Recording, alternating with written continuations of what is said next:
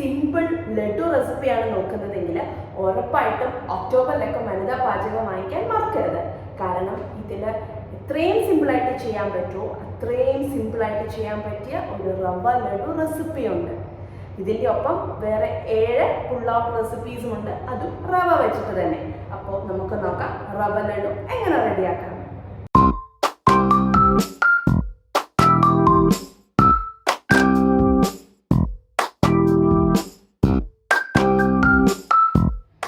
റവ ലഡു പ്രിപ്പയർ ചെയ്യാൻ വേണ്ടിയിട്ട് ഒരു പാനിലേക്ക് നമുക്കൊരു 2 ടേബിൾ സ്പൂൺ നെയ്യ് ഒഴിച്ചു കൊടുക്കാം.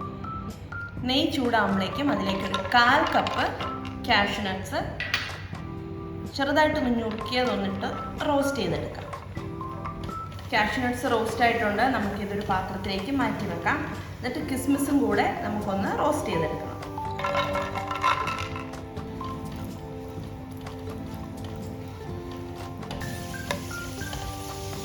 ഇതേ നെയ്യിൽ നമുക്ക് 1 കപ്പ് റവ ഒന്ന് വറുത്തെടുക്കണം.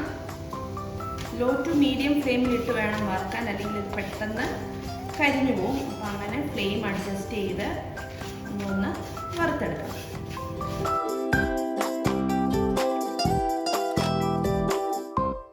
റവ വറന്ന് വെന്ത് വന്നിട്ടുണ്ട്. നിറം മാറാതെ നോക്കണം, ബ്രൗൺ ആയി പോകരുത്. ഇപ്പം വെന്തില്ല എന്നുണ്ടെങ്കിൽ ഒരല്പം വെള്ളം തളിച്ചൊന്ന് വേവിച്ചാലും ഓക്കെയാണ്. ഇനി നമുക്കിതിലേക്ക് 1/2 കപ്പ് തേങ്ങാപ്പൊടി ചേർത്ത് കൊടുക്കാം. ഡെസിക്കേറ്റഡ് കോക്കനട്ടോ അല്ലെങ്കിൽ തേങ്ങ ചിരണ്ടി മൈക്രോവേവിൽ വെച്ചൊന്ന് വെള്ളം വെച്ചിട്ടുള്ള തേങ്ങയോ അത് ചേർത്ത് കൊടുത്ത് ഒന്നും കൂടി ഒന്ന് റോസ്റ്റ് ചെയ്തെടുക്കാം.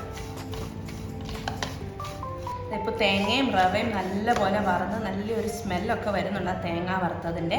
നമുക്കിതിലേക്ക് ഒരു 1/2 കപ്പ് കണ്ടൻസ്ഡ് മിൽക്ക് ഒഴിച്ചു കൊടുക്കാം.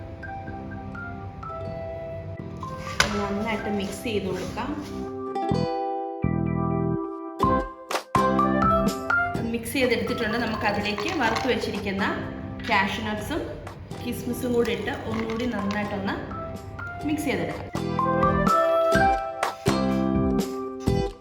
ഇപ്പോൾ എല്ലാം നമ്മൾ മിക്സ് ആക്കിയിട്ടുണ്ട്. നമുക്കിനി ചെറു ചൂടോടെ തന്നെ നമ്മൾ ഇത് ബോൾസ് ആക്കി എടുക്കണം. ഇനി ഇങ്ങനെ പിടിക്കുമ്പോൾ കിട്ടുന്നില്ല എന്നുണ്ടെങ്കിൽ ഒരു കുറച്ച് പാലും കൂടെ ഒഴിച്ച് നമുക്ക് ബോൾസ് ആക്കി എടുക്കാം. ഒരു 2 ടേബിൾ സ്പൂൺ പാല് മതിയാവും.